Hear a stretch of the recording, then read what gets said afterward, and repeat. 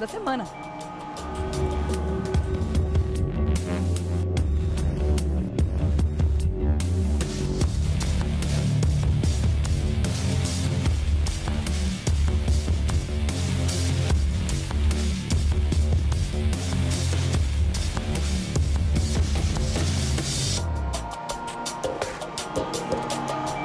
Durante a sessão dessa segunda na Câmara, que durou cerca de 1h30, o ministro José Eduardo Cardoso rebateu as acusações de que a presidente Dilma Rousseff teria cometido crime de responsabilidade. Terminou ontem o prazo para a presidente Dilma Rousseff entregar a sua defesa na Comissão Especial da Câmara dos Deputados, que foi apresentada pelo advogado-geral da União, José Eduardo Cardoso. Segundo Cardoso, a presidente só pode sofrer impeachment por atos que atendem contra a Constituição e que tenham sido praticados intencionalmente por ela. Aceitar o impeachment por causa das pedaladas fiscais seria como uma espécie de golpe. Agora, o relator dos trabalhos da comissão, o deputado Jovair Arantes, terá 5 dias para elaborar o seu parecer, que deverá ser votado pela comissão. E com a entrega da defesa, quais serão agora os próximos passos do processo de impeachment? É o que vamos falar no Fatos da Semana do Revista da Cidade.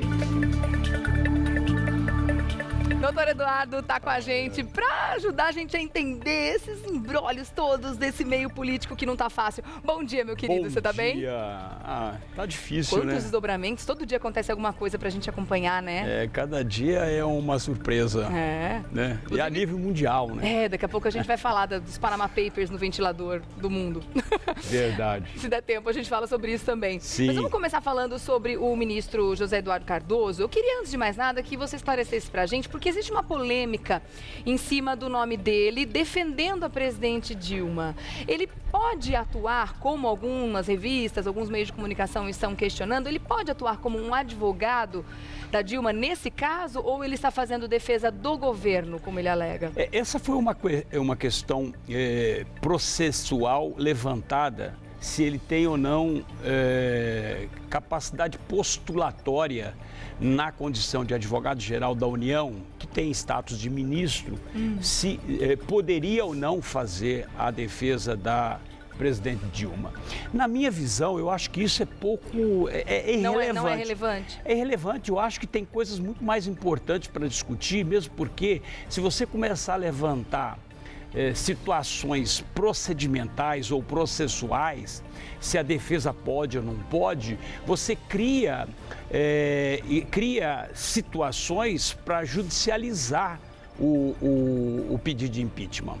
Né? E nós sabemos que o pedido de impeachment é óbvio que, obedecida a formalidade da lei, porque o impedimento está previsto na Constituição, né? Ou seja, obedecida essa formalidade da lei, que a lei impõe, né, que exige, é óbvio que o impeachment é um procedimento normal, sob o ponto de vista de impedimento, que na verdade não é bem impedimento, que se impeachment Ao pé da letra, né?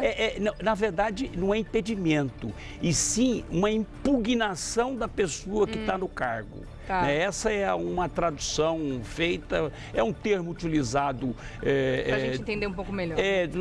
Americano, né, sob o ponto de vista... mas, na verdade, é a impugnação da pessoa que está investida naquele cargo, naquela função pública, tá? Então, eu não vejo maiores problemas. Ontem teve alguns deputados, alguns que compõem a comissão especial que está apreciando o impeachment, levantaram essa questão, mas não vejo nenhuma relevância neste momento. Tá? Eu acho que ela estava no exercício da função, está no exercício da função, então, obviamente, eu não vejo maiores problemas dele assumir a defesa da presidente Dilma. Não vejo. Vamos falar então sobre os argumentos utilizados na defesa, né? Que foram citados ontem. Um deles, ele colocou como se tivesse acontecendo ali uma vingança pessoal do presidente da Câmara em cima da presidente Dilma, né? Como é que você vê a argumentação colocada? Quer dizer, a gente não viu nada de muito novo nessa defesa que ele apresentou ontem, né? Ficou em cima do mesmo discurso que já vinha sido falado antes.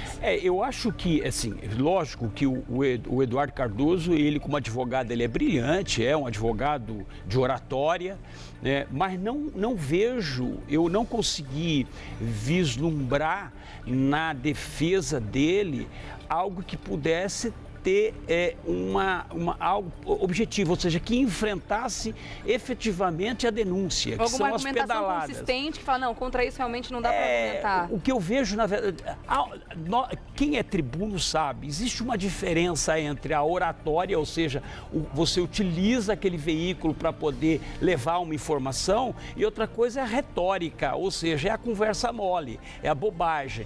Então me parece, em que pese ser um grande orador, mas ontem ele se utilizou de retórica, né? Algo que falseia, algo que induz a alguma coisa que não é verdadeiro, que não é real, né? Porque o advogado ele tem que ser legalista, né? Ou seja, ele tem que trabalhar em cima, ou seja, acusação e defesa. A defesa ela tem que repudiar, ela tem que desqualificar a denúncia, a acusação ali apresentada. Se você começar a levantar questões que eu diria de periferia, ou seja, que não é o núcleo da discussão, é óbvio que você, na verdade, mostra para aqueles que são destinados à defesa, que são, obviamente, aqueles que compõem a comissão, percebe-se claramente que aquilo é uma retórica, aquilo, na verdade, é uma conversa mole, aquilo, na verdade, não tem um lastro, não tem um amparo legal, né? E mais ainda, eu acho que é esse discurso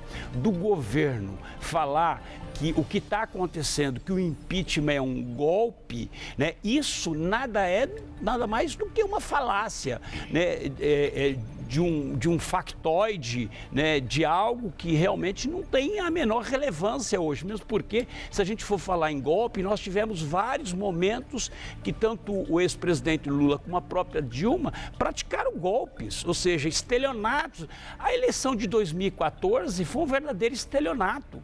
Se não tivesse sido estelionato, não teríamos hoje 90% da sociedade pedindo o afastamento da presidente. E mais, hoje nós temos no Tribunal Eleitoral, o federal, o tribunal que avalia e que aprecia as questões das eleições, nós temos um processo pedindo a cassação, né, da presidente Dilma e, obviamente, o seu vice, que é o Michel Temer. Cassação da candidatura. Ou seja, a cassação da diplomação, que aí perde, obviamente, o cargo em função de supostas fraudes que teriam ocorrido na eleição. Irregularidades na captação do dinheiro para a campanha. E é mais, ou seja, mais ainda, se nós formos analisar, não é que a coisa aconteceu agora em 2016, ou seja, a eleição ocorreu no mês seguinte, a coisa já começou a aparecer. E aquela argumentação que eles estão usando, como é que você vê